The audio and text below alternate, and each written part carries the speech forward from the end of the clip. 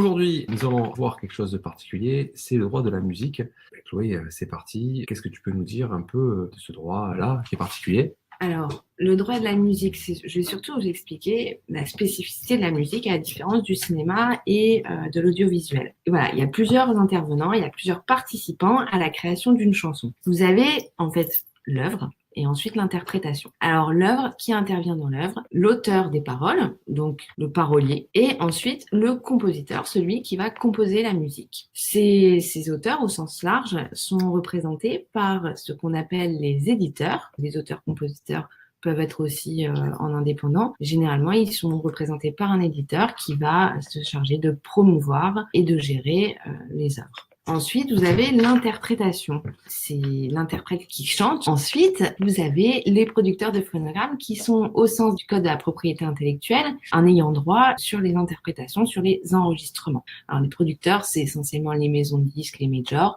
et ce qu'on appelle les labels indés. Voilà, vous en avez quelques-uns ici. Alors, Chloé, je me permets de revenir vers toi. Des petites questions quand même. Est-ce que n'importe qui peut utiliser des vidéos, et là en particulier on va parler de musique, hein, surtout des musiques sur Facebook, sur YouTube. Est-ce qu'il y a des recommandations particulières que tu peux nous donner? Oui, n'importe qui ne peut pas utiliser une musique connue. Donc vous voyez ici, vous avez les différents ayants droit. C'est les gens qui doivent donner leur autorisation pour l'utilisation de leur œuvre, que ce soit la composition, le texte ou l'interprétation. Par exemple, sur le titre Allumer le feu de Tony, que tout le monde connaît, vous avez 5 intervenants. L'auteur des paroles, le compositeur, l'éditeur, l'interprète et le producteur. Vous voyez ici que ce sont 5 personnes différentes. Ça peut être possible qu'un auteur soit également compositeur et interprète. C'est pas le cas pour ceux-ci. Pour en revenir à ta question, Patrice. Oui, est-ce qu'on peut utiliser la musique des autres? La musique des autres? Non, on ne peut pas.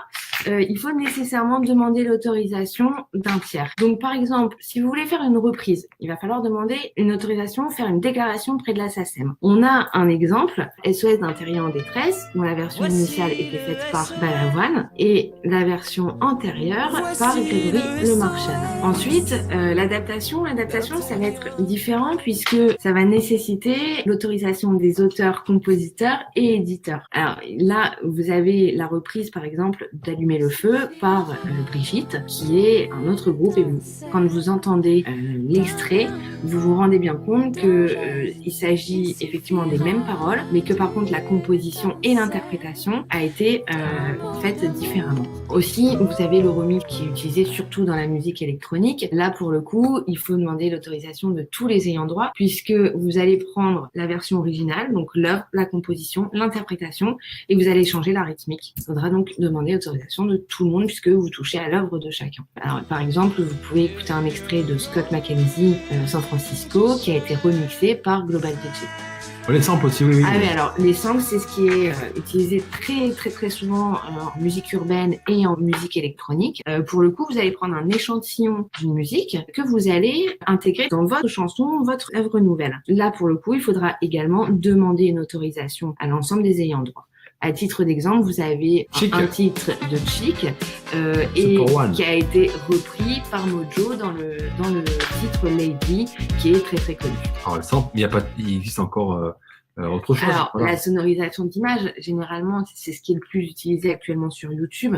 La sonorisation, c'est aussi la synchronisation, c'est-à-dire que vous allez utiliser de la musique d'autrui pour illustrer des images, donc un clip vidéo ou Patrice éventuellement la vidéo de l'anniversaire de ta fille. Pourquoi pas. Alors question, où est-ce qu'on peut trouver en fait les autorisations nécessaires, savoir à qui appartient qui? Quoi? Pardon. Alors, je te coupe 2 secondes parce que je vois qu'on a une petite question. Ah, une question.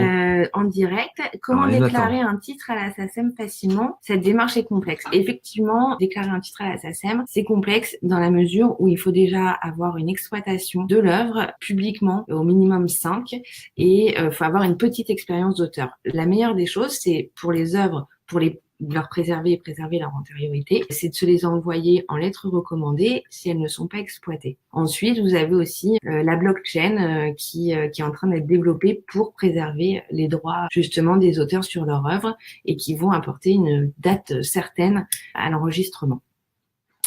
Alors les astuces, est-ce que tu as des astuces pour les ayants droit? Pour les trouver, pour le coup, les ayants droit qui sont, eux, admissibles à la SACEM, vous avez différents moyens. Le répertoire des œuvres de la SACEM, qui est très bien fait et très complet. Donc vous avez, alors, par contre, vous n'avez pas généralement le producteur qui est inscrit. En tout cas, vous tapez le nom et vous trouvez directement les ayants droit. Donc là, on le voit sur Allumer le feu qu'on a repris. Ensuite, vous avez, pour trouver le producteur, la P-Line, donc qui est indiquée dans les crédits CD. Également, là, vous avez une photo d'un vinyle parce que les crédits sont toujours indiqués sur les supports, mais vous pouvez également le trouver sur les plateformes de téléchargement et de streaming.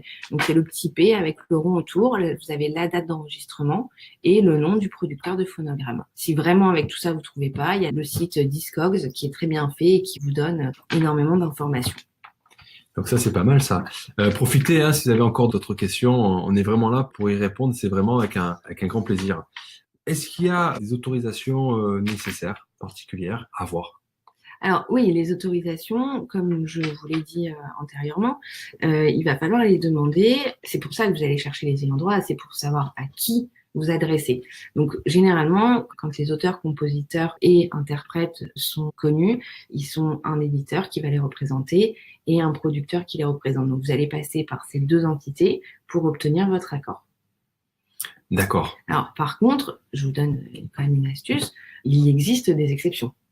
Et oui, parce que d'utiliser de la musique sans autorisation. On est en train de voir ces exceptions, voilà. Alors, tout à fait. Donc, il y a la parodie. Bon, je pense que la parodie, j'ai pas besoin vraiment de vous l'expliquer.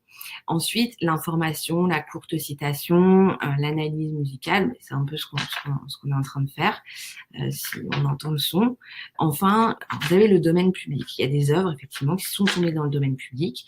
Alors, faut savoir que on a là un écart, en fait. C'est-à-dire que les textes et les compositions tombent dans le domaine public 70 ans après la mort de l'auteur. Alors que l'interprétation tombe dans le domaine public 70 ans après la date de fixation.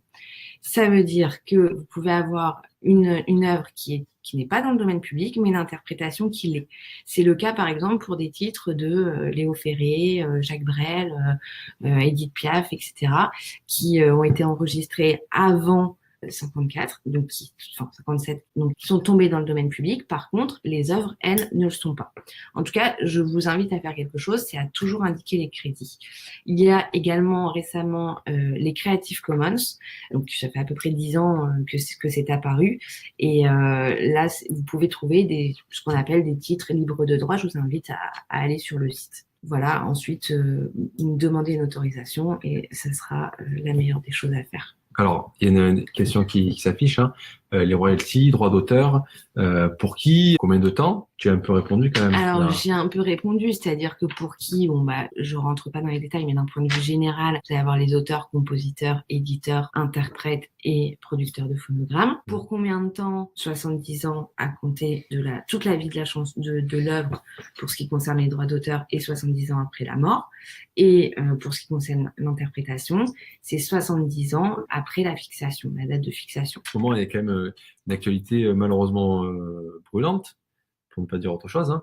On a notre Johnny National qui nous a quittés. Qui est-ce qui va se partager en fait ses royalties, est-ce qu'il a des droits d'auteur? Je crois que c'était surtout un interprète, hein.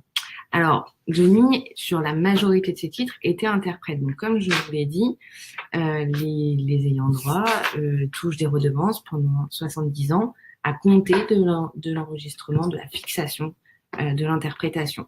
Donc, effectivement, la plupart de ces interprétations, en tout cas à gros succès, sont sorties il y a beaucoup moins de 70 ans.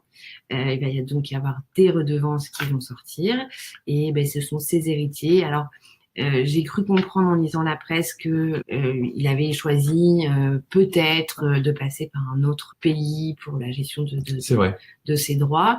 Le cas échéant, ce sera l'application de la règle de ce pays. Par contre, pour les exploitations en France et pour les contrats qui ont été signés en France aussi, hein, qui sont applicables, on appliquera la loi française, sachant que c'est aussi une disposition communautaire. Donc, on risque pas d'avoir de grands changements. Alors, je vois pas mal de likes là merci, hein, pour vous encourager. Vous pouvez partager aussi, ça fait plaisir. Alors, une question, j'ai l'impression que c'est une colle, hein. Je crois que Nathan, il essaie vraiment de te coller, Chloé, hein. Oui.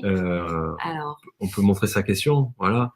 Si je comprends bien votre explication, en dessous de 5 morceaux, il est donc impossible de déclarer à la SACEM, même si un morceau est diffusé à la radio ou dans les centres commerciaux.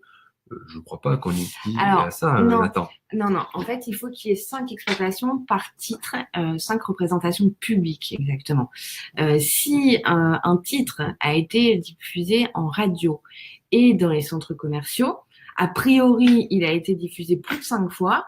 Et donc, si vous en avez les preuves, je vous invite à vous rapprocher de la SACEM, qui, a priori, devrait accepter. Par contre, il faut savoir que dans ce cadre, vous donnez un mandat à la SACEM pour vous représenter sur certaines exploitations et que pour le coup, une fois que vous êtes sociétaire, vous avez du mal à en sortir et qu'il y a des petits problèmes parfois avec la perception des droits. Sachant que, je vous reprends, impossible d'obtenir des royalties.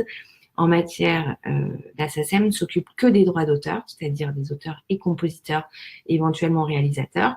En ce qui concerne l'interprétation, on parle de royalties, mais là, ce sont les sociétés de producteurs qui vous les verseront.